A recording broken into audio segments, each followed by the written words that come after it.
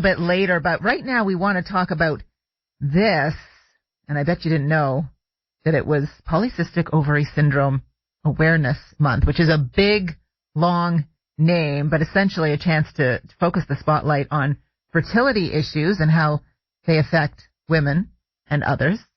Maria Packowski is on the line, board member, Fertility Friends Foundation, has also suffered from some, do we shorten it to PCOS related infertility, Maria?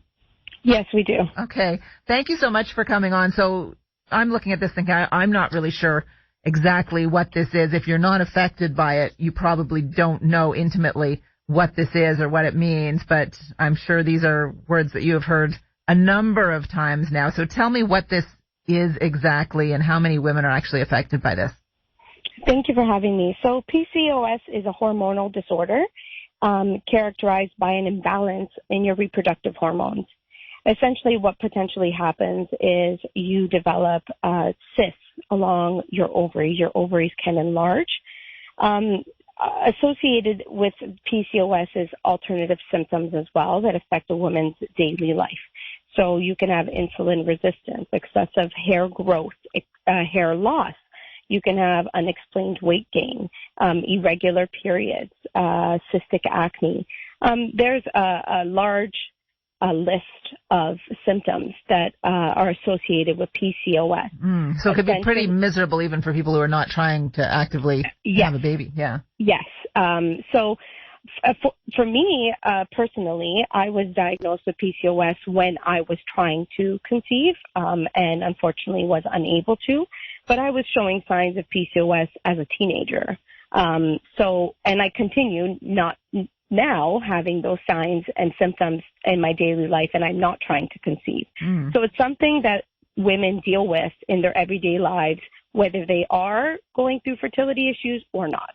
So is there a successful solution to this? Is there a remedy, or does it depend?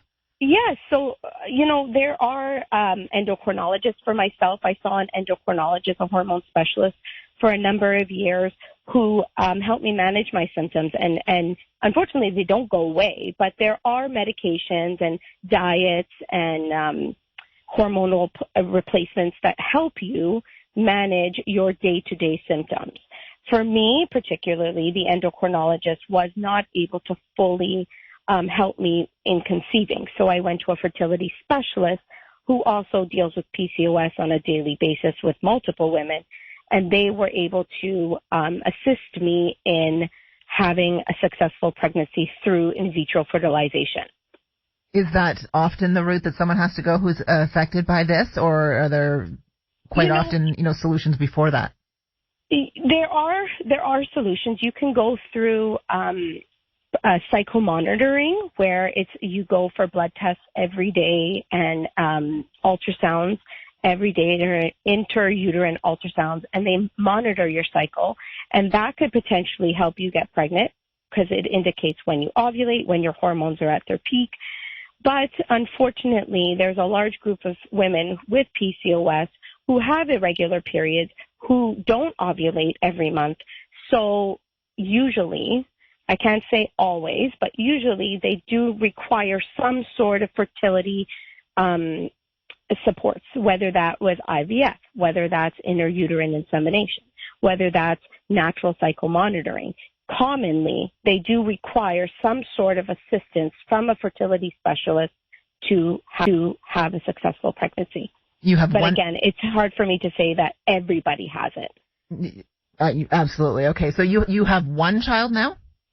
I fortunately have two children. Okay. I have a 5-year-old and a 3-year-old through IVF. Congratulations. That's amazing. Thank you. How agonizing was it when you were going through the process of getting diagnosed, trying to figure out what might work for you, seeking out treatments? How tough was that on you physically and mentally? So it was a 5-year process of trying to achieve my first pregnancy. It was there's a stigma that's behind infertility, behind reproductive diseases. Nobody really talks about them. Like if you had diabetes or Crohn's disease, people talk about those, but you don't talk about reproductive diseases because of the stigma that's behind them.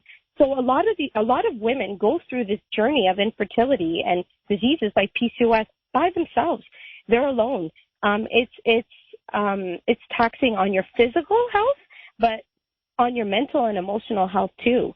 And I personally, when I was going through it, if I didn't talk about my illness and my disease, I wouldn't know the people that were going through it. It's only when I started to share my story, when I started to open up, where I realized I had a community of people around me that were going through the exact same thing I was.